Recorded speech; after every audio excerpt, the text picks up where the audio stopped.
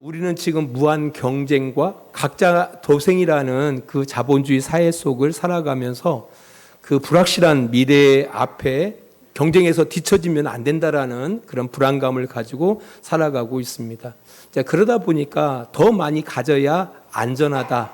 또 내 것을 지켜야만이 낙오되지 않는다라는 그 불안감이 우리를 자꾸만 무엇인가 계속 움켜쥐고자 하는 탐욕의 길로 또 아직 오지도 않은 내일에 대한 염려로 말미암아 고통받게 하고 있다라는 겁니다. 이런 생각 속에서 우리 이웃들을 우리가 함께 더불어 살아가야 할 어떤 동반자로 보기보다는 언젠가는 내가 밟고 일어서야 한다라는 어떤 경쟁자로 생각하기 쉽다라는 겁니다. 그렇지만 예수님께서는 우리 모두들에게 전혀 다른 말씀을 들려주시고 있습니다. 우리 누가복음 12장 22절입니다. 우리 같이 읽습니다. 또 제자들에게 이르시되 그러므로 내가 너희에게 이르노니 너희 목숨을 위하여 무엇을 먹을까 몸을 위하여 무엇을 입을까 염려하지 말라. 우리가 목회 가운데 많은 염려 또 두려움 속에 있는 성도들을 만나요. 또 그들을 향해서 습관적으로 말하죠. 염려하지 말라고, 근심하지 말라고, 그리고 하나님께 맡기라고. 또 저도 성도들을 위해서 기도하겠노라라고 습관적으로 대답을 합니다. 하지만 말하면서도 저 역시 많은 염려와 그 근심과 두려움 속에서 살고 있음을 부인할 수가 없습니다. 이제 특별히 저 같은 경우는 더 그래요. 제가 아내도 있고 저도 남편이지만 이게 똑같은 사안에 대해서 제가 더 염려는 더 많아요. 근심도 제가 더 많고 아내는 좀 태평한 것 같아요. 좀 부러워요. 우리 장인 어른을 닮아서 가지고 장인 어른이 항상 하시던 말씀이 그 말씀이었거든요. 자기는 염려할 것이 하나도 없대요. 근심할 것이 하나도 없대요. 근데 아내가 그래요. 근데 저는 작은 일에 대해서도 염려 많고요. 근심 많습니다. 아무튼 저는 이번 설교를 준비하면서 지난주 탐욕에 대한 이야기, 오늘 염려에 대한 이야기를 할 텐데요. 많은 도전을 받았습니다. 특별히 많은 유로를 받았습니다. 특별히 유로를 받았던 말씀이 방금 읽었던 22절 안에 있는데요. 예수님께서 염려하지 말라 이 말씀에 유로받은 게 아닙니다. 이 말씀을 누구들에게 해주시고 있어요? 제자들에게 해주시고 있다라는 거예요. 여기서 유로를 받았습니다. 누구들에게? 제자들에게. 예수님의 지근거리에서 함께 동고동락했던 제자들, 그들 역시 인생을 살아가면서 여러 가지 문제들로 인하여 염려했다라는 거예요. 두려워했다라는 거예요. 그 동질감에 위로를 받았습니다. 목사가 염려하고 근심한다라는 것 때문에 성도들도 위로받아야 돼요. 목사님도 염려하구나. 목사님도 근심하구나. 목사님도 맡기지 못하는구나. 이것 때문에 위로받으셔야 돼요. 자, 아무튼 2000년 전 그 유대 사회는 지금 우리가 살아가는 이 시대보다 비교할 수 없을 만큼 빈부격차가 심했습니다. 그래서 절대적인 빈곤계층들이 다수를 이루면서 살던 시대였다라는 겁니다. 그래서 당장 내일 먹고 살 걱정으로 인해서 그들은 염려할 수밖에 없었어요. 그런 그들에게 예수님이 하시는 말씀, 염려하지 말라라는 이 말씀이 피상적으로 들려질 가능성이 있다라는 겁니다. 그죠? 분명히 그들은 예수님이 뭣도 모르시고 그런 말씀하시는 거야 이렇게 이야기로 들릴 수가 있었을 거라는 겁니다. 그런 그들에게 예수님께서는 단순히 이 말씀이 명령형이거든요. 이 명령을 넘어서 이 목숨과 몸, 음식과 의복의 예를 통해서 우리에게 분명하게 뭐가 중요한지를 먼저 가르쳐 주시고 있어요. 잠깐 23절을 보겠습니다. 목숨이 음식보다 중하고 몸이 의복보다 중하니라 라고 말씀하셔요. 이게 목숨과 몸은 본질이라고 말할 수 있어요. 그리고 음식과 의복은 이 본질을 위한 수단이다, 도구다라는 것을 분명하게 말씀하시고 있다라는 겁니다. 당연히 본질이 뭐보다 수단이나 도구보다 중요하다라는 겁니다. 이게 중요해요. 이게 중요합니다. 때로는 이 도구와 수단이 본질보다 앞선 자리에 놓게 되어질 때에 그 도구와 수단으로 말미암아 이 본질이 무너지는 경우들이 많이 있기 때문에 그렇다라는 겁니다. 한번 자식과 공부를 한번 비교해 보겠습니다. 자식도 중요하고 공부도 중요합니다. 근데 이 자식과 공부가 이 자리가 이게 바꿔지면은 문제가 생겨요. 부모님들에게도 물어보면은 자식이 중요합니까? 공부가 중요합니까? 라고 질문하면 당연히 자식이 중요하죠 라고 말합니다. 그런데 이 순서가 뒤바뀌면은 이게 본질과 도구가 뒤바뀌어져 버리면은 어떤 일이 생깁니까? 공부 때문에 자식을 망치는 일들이 펼쳐진다라는 겁니다. 가정과 돈도 마찬가지예요. 가정이 중요합니까? 돈이 중요합니까? 당연히 가정이 중요하죠. 그러나 돈 때문에 가정이 무너지는 경우들이 많다라는 겁니다. 위치를 분명하게 해야 돼요. 교회도 마찬가지입니다. 성도가 중요합니까? 예배당이 중요합니까? 목사님들 말합니다. 당연히 성도가 중요하죠. 그런데 뭐 때문에? 예배당 때문에 많은 성도들이 교회를 떠난다라는 겁니다.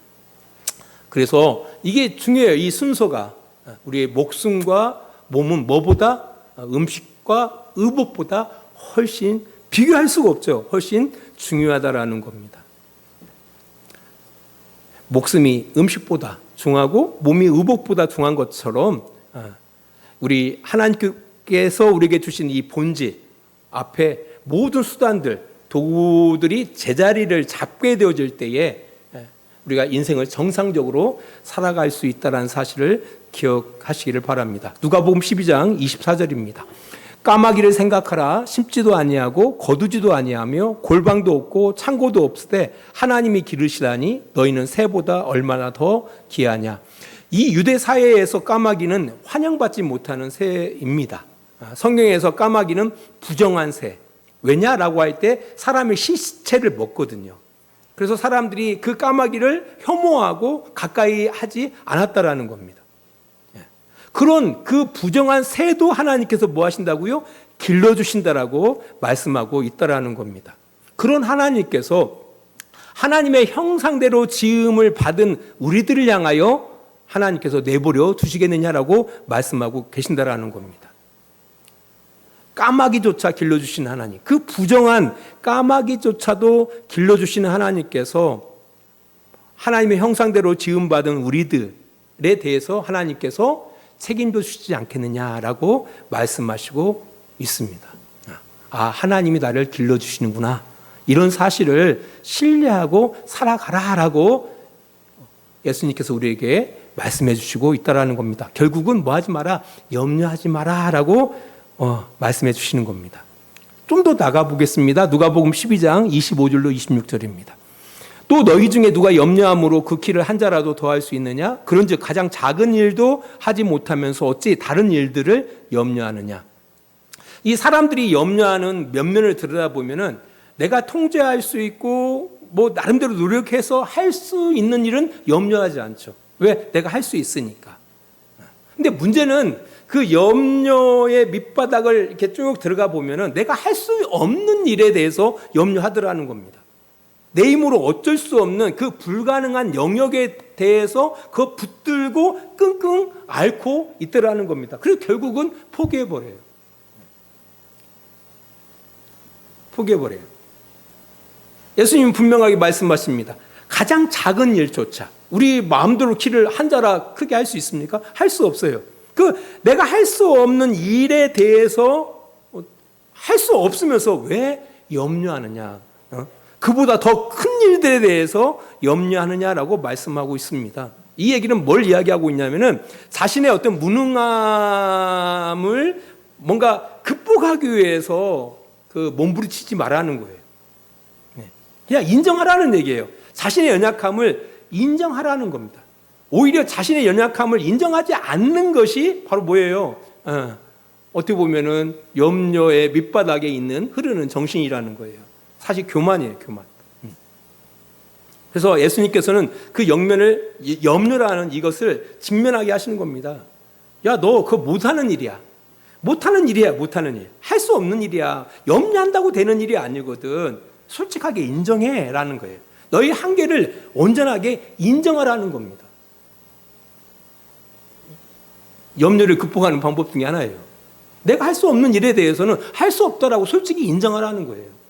걱정한다고 되는 일이 아니다라는 거예요. 이게 중요합니다. 자기 자신을 인정하는 것이 중요해요. 자기의 무능력함을 인정하는 것이 중요하다라는 겁니다. 그래야 그 다음이 있어요. 그러니까 예수님께서 이 염려에 대해서 지금 이야기해 주시고 있는데 그 계속 결론을 향해서 가고 있어요. 가고 있는데 그 계속적으로 예수님의 말씀을 듣고 이렇게 순종하기 위해서 그 과정 속에 뭐가 중요하냐라고 할 때 인정하라는 거예요. 그 염려의 면면을 바라보면 네가 할 수 없는 일 때문에 염려한다라는 거죠. 그러니까 네가 할 수 없어. 너의 무능력함을 인정해. 이게 매우 중요하다라는 겁니다. 우리가 하나님의 말씀에 순종함에 있어서도 이게 중요하거든요. 내가 할 수 없는 일에 대해서 우리가 솔직히 인정할 때 그 다음이 따라오는 거거든요. 내가 할 수 없음에 대해서 염려한들 무슨 소용이 있습니까? 시간 낭비지. 근데 솔직히 그럼에도 불구하고 염려는 일어나잖아요. 알아요. 하나님, 나 그거 할 수 없어요. 내 힘으로 할 수 없습니다. 라고 이야기하면서도 계속해서 염려는 올라오거든요. 그렇지 않나요? 저만 그러나요?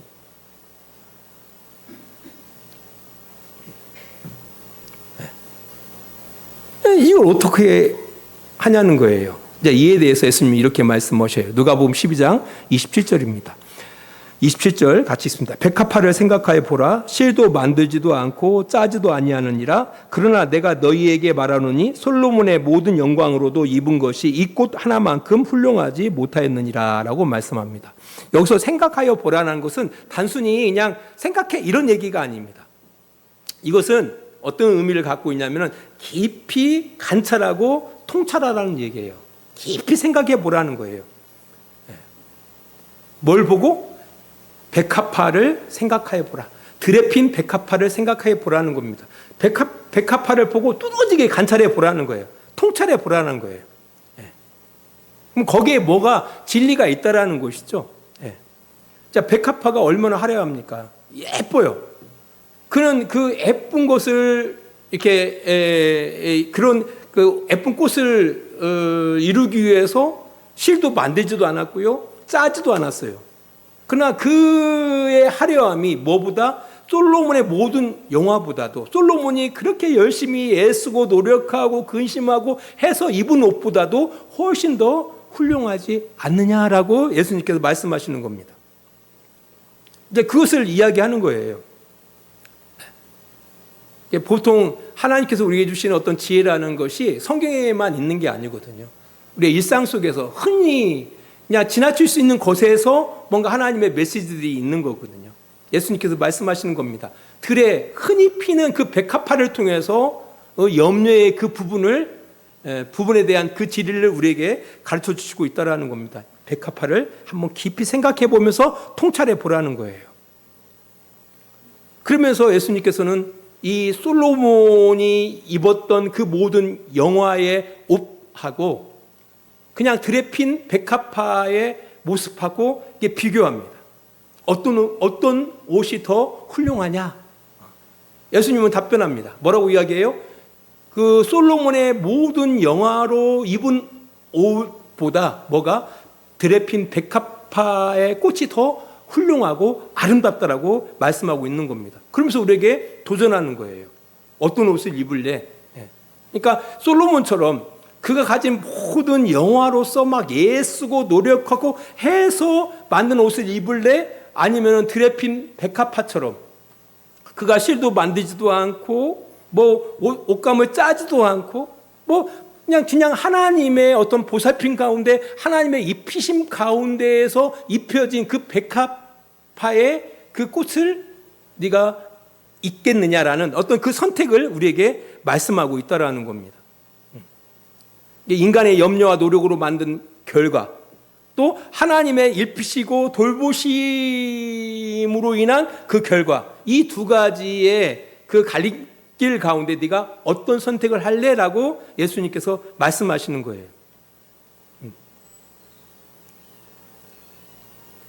당연히 예수님의 기대는 뭡니까? 백합화를 기대하겠죠.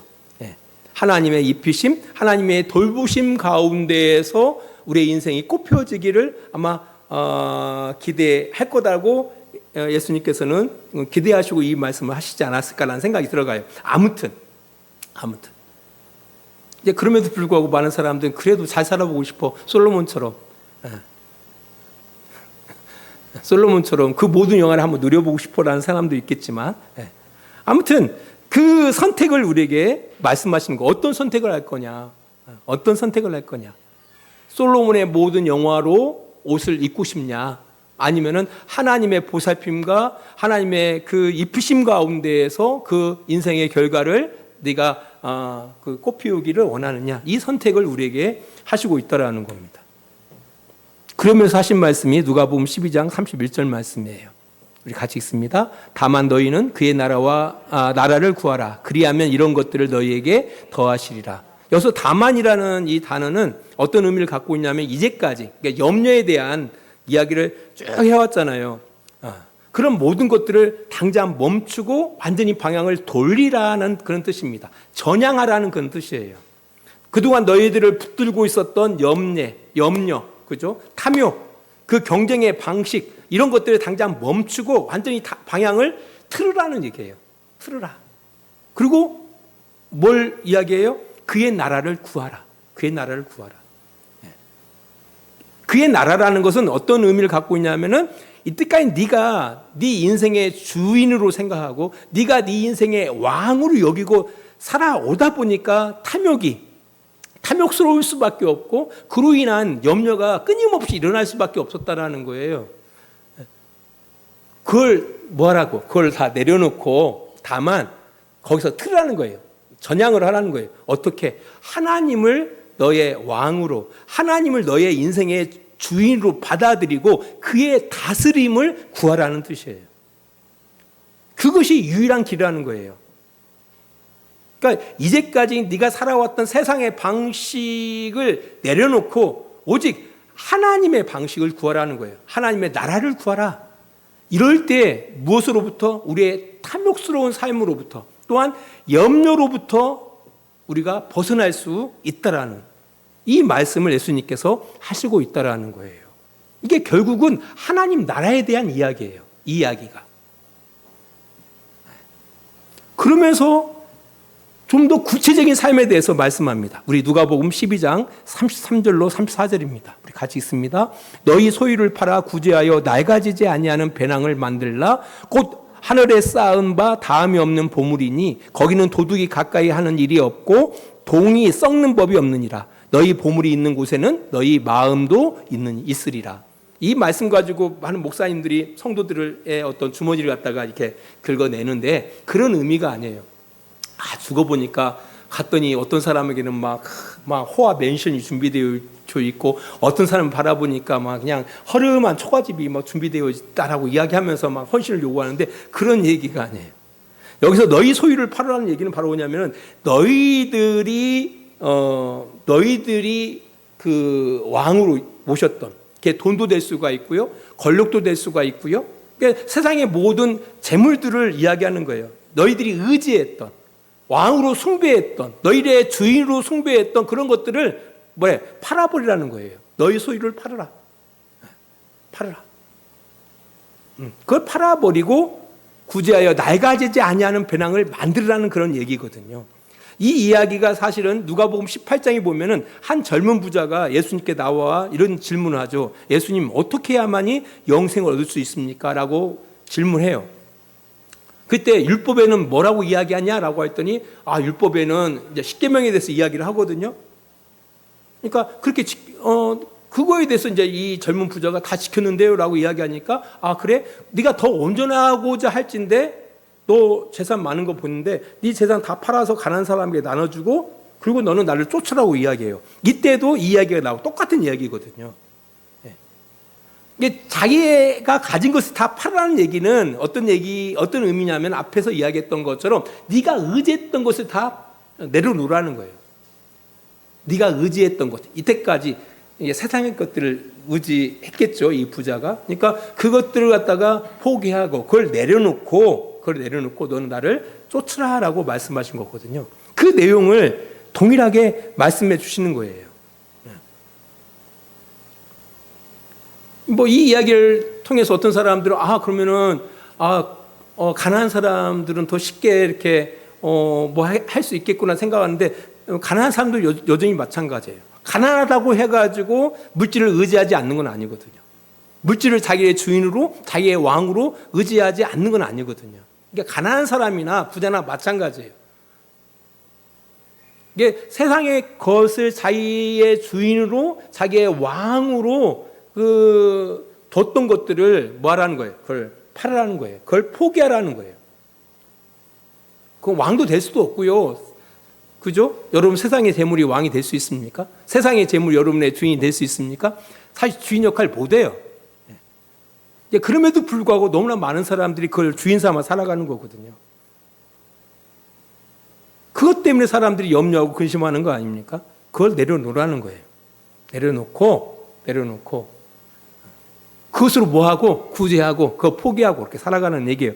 근데 아무튼 간에 여기서 구제하라는 얘기는 바로 보니 어떤 의미를 갖고 있냐면은, 아까 말씀드렸던 것처럼 우리가 이전에 무한 경쟁과 각자 도생의 그런 그 시대 가운데 그 경향을 따라 우리가 살아가잖아요. 그러니까 사람 함께 해야 할 어떤 이웃들을 어떻게 바라봐요? 경쟁자로 바라보는 거죠. 근데 예수님은 뭐라고 말씀하시냐면, 네가 가진 재물을 다 팔아버리고 그것으로 구제하고, 누구에게 구제해요? 이웃에게 구제하라는 얘기예요. 그 이해는 바로 뭐냐면은 그 이웃을 어떤 존재로? 환대의 존재로 받아들이라는 거예요. 함께 해야 할 존재로 받아들이라는 그런 얘기거든요. 그러니까 완전히 우리의 시각을 바꾸시고 있다라는 거예요. 바꾸시고 있다라는 거예요. 그러니까 네가 가진 것을 다 팔아 가난한 사람들에게 나눠주고 너희는 나를 쫓아라라고 말씀하시고 있거든요. 똑같은 말씀을 예수님께서 반복적으로 하시고 있다라는 겁니다. 그러니까 결국은 하나님의 방식으로, 그죠? 이 세상의 방식이 아닌 하나님의 방식으로 살아가라는 그 말씀을 오늘 본문 말씀을 통해서 하시는 거예요. 너희 소유를 팔아서 구제하여 낡아지지 아니하는 배낭을 만들라. 낡아지지 않는 배낭. 배낭은 뭐 시간이 지나면 다 낡아지잖아요. 근데 그 일은, 우리의 소유를 팔아서 구제하는 이 일은 어떤 일이라는 겁니까? 낡아지지 않는다라는 거예요. 영원한 거라는 거예요. 그 영원한 것을 추구하라는 얘기예요. 그 뒤에 이런 내용이 설명으로 이렇게 나오고 있습니다. 곧 하늘에 쌓은 바 다함이 없는 보물이다라고 이야기해요. 다함이 없는 보물, 없어지지 아니하는 보물을 이야기하는 겁니다. 그러니까 영원한 것을 추구하라는 그런 뜻이에요. 거기는 도둑이 가까이 할 수도 없고 동이 썩는 법도 없다 라고 말씀하시면서, 너희 보물이 있는 곳에 너희 마음도 있다 라고 말씀하시면서 영원한 것을 쌓으면서 살아가라. 그 영원한 것이란 건 바로 뭐예요? 더불어 살아가는 것. 서로 환대하면서 살아가는 것이 어떤 삶? 염려를 극복하는 삶, 또 탐욕에서 극복하는 삶인 것을 이야기하고 있다라는 겁니다. 사실 우리가 신앙생활을 하면서도 세상의 어떤 재물을 의지하는 그런 경우들을 많이 보게 되잖아요. 사실 목사인 저희들도 거기에 예외가 될 수가 없습니다. 아무튼 그런 우리들에게 예수님 끊임없이 도전하는 거죠. 탐욕과 염려로 허송세월 하지 말고 내가 의지했던 세상의 것들에서 벗어나서 오직 하나님만을 의지하고 하나님의 방식으로, 하나님이 기뻐하시는 방식으로 인생을 살아가라 라고 우리에게 도전하고 있다라는 겁니다. 말씀의 결론을 맺으면서요, 실제로 그 하나님 나라의 복음을 받아들였던 그 당시 초기 교회 성도들의 삶을 한번 말씀을 드리면서 말씀의 결론을 맺도록 하겠습니다. 우리 사도행전 4장 32절 34절입니다. 한번 볼게요. 자, 어떻게 그들이 살아갔는지 보겠습니다. 32절입니다. 믿는 무리가 한 마음과 한 뜻이 되어 모든 물건을 서로 통용하고 자기 재물을 조금이라도 자기 것으로 하는 이가 하나도 없더라. 사도들이 큰 능력, 권능으로 주 예수의 부활을 증언하니 무리가 큰 은혜를 받아 그 중에 가난한 사람이 없으니 이는 밭과 집 있는 자는 팔아 그 판 것으로 값을 가져다가. 여기 보니까 그 예수 그리스도의 복음이 증거되어지고 그 복음 믿는 그 공동체에 어떤 일이 일어났냐면요, 그 중에 뭐 하는 사람이 없었다고요? 가난한 사람이 없었다라고 이야기하는 겁니다. 가난한 사람이 없었다라는 거예요. 가난한 사람들이 없었다라는 거예요. 왜? 사람들이 자기 것을 더 이상 자기 것으로 여기지 않았다라는 거예요. 그렇다고 해서 공산주의를 생각해서는 안 돼요. 그런 의미가 아닙니다. 최소한의, 그러니까 사람이 살아감에 있어서 최소한의 살아갈 수 있는 환경들이 제공되어졌다라는 거예요. 어느 공동체에서? 예수 공동체에서. 예수를 믿는 공동체 가운데 그런 공동체가 이루어졌다라는 거예요. 이것을 우리에게 이야기해 주시고 있다라는 겁니다. 당연히 염려가 없겠죠.